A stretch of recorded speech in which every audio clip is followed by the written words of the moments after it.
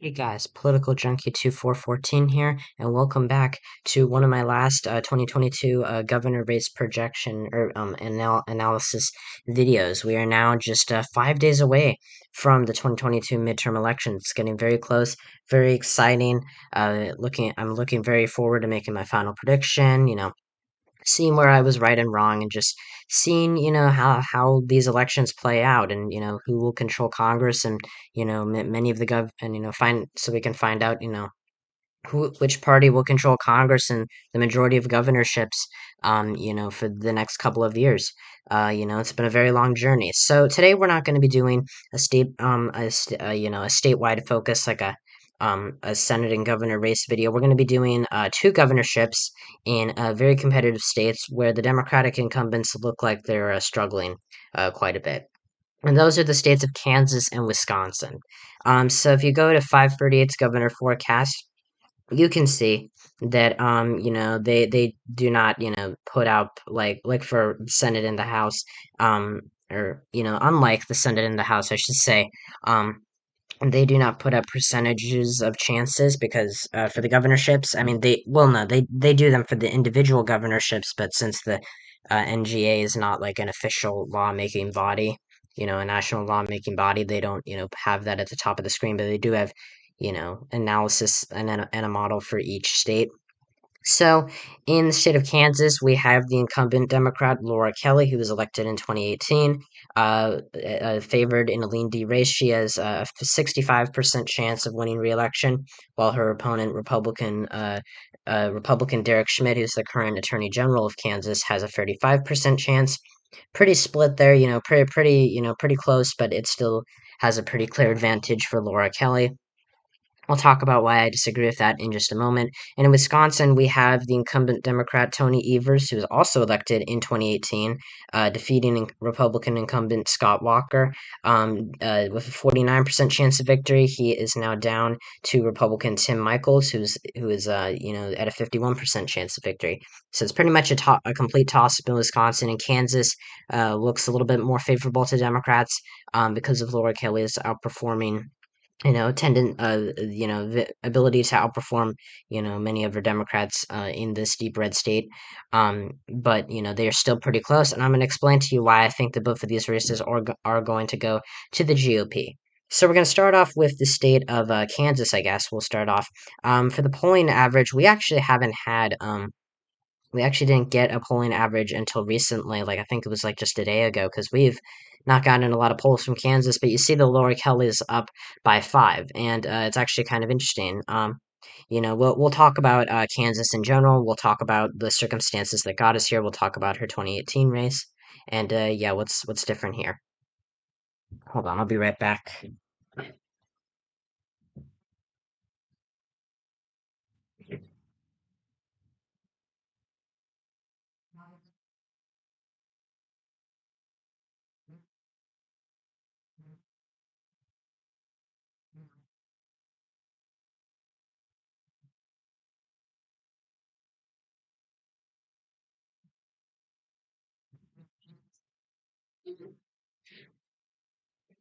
Oh, sorry about that.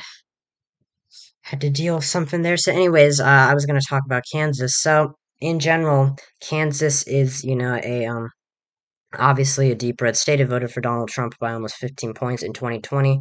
And it's been a deep red state for pretty much the entirety of its history.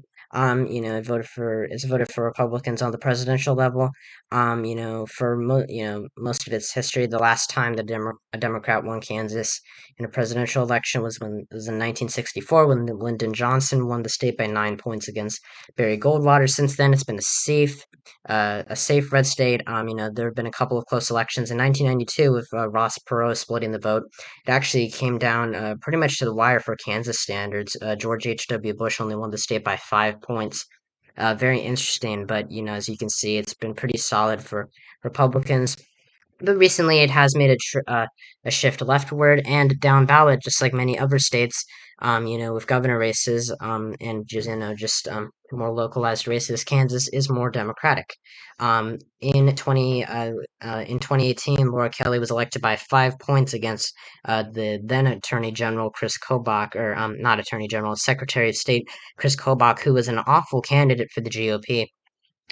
They were coming off of 8 years of the former governor Sam Brownback, who's very unpopular even with Republicans. He pretty much he was an ultra conservative governor who closed rural hospitals and made massive tax cuts to the Kansas. He passed severe tax cut or large tax cuts for the state, which actually, which hurt the state economically. And the he resigned to become part of the Trump administration, and I believe that his lieutenant governor Jeff Collier ran in the primary in 2018 to succeed him. But he lost to the Secretary of State Chris Kobach, who was a very bad candidate for the GOP. I cannot say that enough. He lost by 5 points, and of course, Laura Kelly was the Democratic nominee. I believe she was the state superintendent. Um, at the time, let's look. I can't remember what her she was she was a state senator before. But nonetheless, you can see here that Kansas. If you look at this, you'll be pretty shocked to see that Kansas went to a Democrat, let alone by 5 points. There was an independent, Greg Orman, who split the vote pretty heavily with Kobach. So you can see the rural areas didn't turn out that well for him.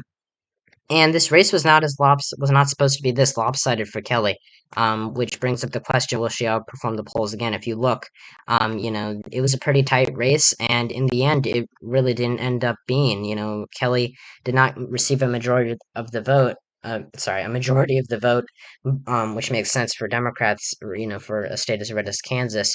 But she still won by 5 points, and a lot of good pollsters like Emerson College, which does have a Republican bias. They now show Kelly up now, but they had Chris Kobach winning in 2018, and they now have her up by 5 points. Now, the problem for Laura Kelly is that this is a race with a lot of mixed signals. Of course, there was the abortion referendum, which I'm sure a lot of you know about, which was defeated heavily in the state back in August during the primaries, which was a very good sign for Kelly, and it actually made me think that she was favored for a little while. But since then, I have moved it back into the Republican column, and I think that we can talk about state partisanship, not being as relevant in governors' races. And, while I don't think Laura Kelly is going to do, as badly as Joe Biden did in the state, honestly, Biden did pretty well for a Democrat. I still think that the state partisanship is going to be too much for her to overcome. Derek Schmidt, he may not be like this, insanely good governor, or this insanely good candidate for the state. But he's the attorney general. He's won, statewide before by a pretty hefty amount. In 2018, I think he won by 17 points when Kelly won by 5. But yeah, statewide, Kansas has been really bad for Republicans recently. The memory is, the 2018 was right after Sam Brownback, in his reign, which was, not helpful to them in the general election, and they put up an even worse candidate than Brownback, and that's what caused them to lose this race. And so, Kelly has been trying, has actually not brought up abortion that much. And, I think that I don't really understand why she wouldn't, but I think that, there's this theory that because, the abortion referendum didn't pass, pro-choice voters and more moderate pro-choice Republicans won't be as inclined to come out and vote for Kelly. They may come out and, they don't really mind her. Kelly is a very popular governor. I think she's approved of by about 20 points. She's, very much an anomaly in Kansas politics, but that being said, we're in a very hyper partisan environment, and she's not running against Chris Kobach again. I could absolutely see her winning, but the state partisanship I think is just going to be too much for her to overcome. She got really lucky in 2018 with the circumstances she was dealt. And she's doing well in the polls. She's a very strong candidate for the Democrats, and I think that there is a political future for her in Kansas. But at the end of the day, we're still talking about a deep red state, And in a GOP leaning year with a good candidate, I do think that it is going to flip Republican. I'm indecisive about whether it's a toss-up or a lean Republican race. I think it will be decided by a lean margin, but I'm not sure if I would characterize that and characterize it as such for competitive ness, I guess. I'm gonna put it as lean Republican. I do think, lean does not mean that Kelly does not have a chance. She absolutely does. She could win this race, but I think that, the partisanship of the state, with it being so heavily Republican and with, the candidate for the GOP not being, a really, really atrocious like Chris Kobach was, I think is going to, bring her down, and I think that that is what's going to bring Kelly down and, knock her out of office. Now let's go on to the other state, Wisconsin. Now, Wisconsin, I would argue, is, a state where Democrats should probably be even more worried about than in Kansas. And that's because they have an incumbent, Tony Evers, which, on the surface looks good. But if we go back to 2018, Evers was up against the incumbent Scott Walker, who had won 3 times before, once in 2010 and in 2014, and he also had a recall election in 2012. He was running for his third full term in 2018, and he almost won. He came a lot closer than a lot of people thought he would. Wisconsin's polls are a lot better in midterm years than they are in presidential years, and so that's why there wasn't that big of a miss. But you can see that, if you compare the results of the governor's race to the Senate race, I know that Tammy Baldwin did not have a very good opponent, but you can see the Baldwin won by almost by double digits. She significantly outperformed Evers, and in a blue wave year, he really should have won by more. It would have been one thing if he had won, I think that this is what makes Wisconsin such a viable pickup opportunity for the GOP is that, they have an incumbent, they're targeting an incumbent who only won by 1 point in, a blue wave year and, is, going to be in a significantly redder environment. And so that pretty much makes him, that makes him very vulnerable. And while I do think Evers, being in such a pro-choice state and having done well with working class voters in 2018, I think he has a chance to win re-election. Not saying that, he's doomed, but what I do think is that, in a state that has such big polling errors usually, and, with Tim Michaels, the Republican, who I think ran against Russ Feingold for Senate in 2004, him not being such a bad candidate, I do think is, going to hurt Evers, and I do think that he's going to go down by around 2%. Another thing to mention is that Wisconsin's not necessarily the biggest, it does produce ticket splits sometimes, like we saw, we saw a pretty big gap, as I just showed you, between Baldwin and Evers in 2018. But the thing is, Republicans are going to be winning the Senate race by, a significant amount. They're probably going to, Ron Johnson might even win by over 5 points against Mandela Barnes, and I think that Barnes will drag Evers down, and also the fact that, Evers is, in a state that's, very receptive to the national environment, in blue wave years, Wisconsin's very blue leaning, gives very good results for Democrats. In, red wave years, it gives very good results for Republicans. And, we're not necessarily in the same tsunami year that we were in 2010 or 2014, but we're in a pretty, favorable environment to the Republicans. And, considering polling errors in Wisconsin, I do think that Tim Michaels is the favorite. He's probably going to win the race by, 2.5 points at the end of the day. If you look back at the history, at one time Wisconsin was even likely D, which I have no idea, where this came from. I strongly disagreed with this, on this with a 538. I'm pretty, chill about their website. I'm not, like super, not super critical of it, but I am critical of a lot of their governor's predictions. And, I'm glad that they finally moved Wisconsin into the Republican column, not because I want, Evers to lose. I want him to win.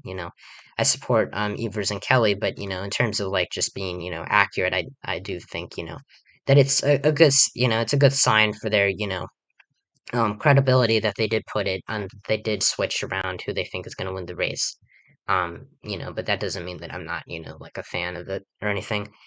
Anyways, I'm rambling, and yeah, that's pretty much it for these two races. I think that Kansas and Wisconsin are the two most vulnerable Democratic held seats right now. They could still stay with with the Dems if they have a really good night. If we're expecting Democrats to do a lot better. I think that Laura Kelly has a better chance in Kansas than Tony Evers does.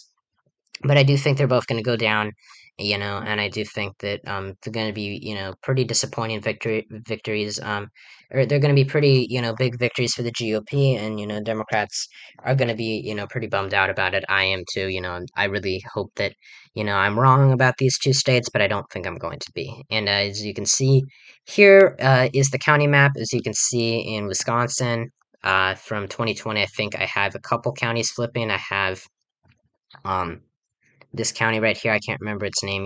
Let's go into the presidential results, because jacksonjew.com just updated, this so that you can look at the county. So Portridge County, I think, will flip red. I think that Sauk County will flip red, and of course the Bellwether Door County will flip to Tim Michaels. Um, and then down in Kansas, nothing changes from 2020, but I do think Kelly's going to do very well in the suburbs.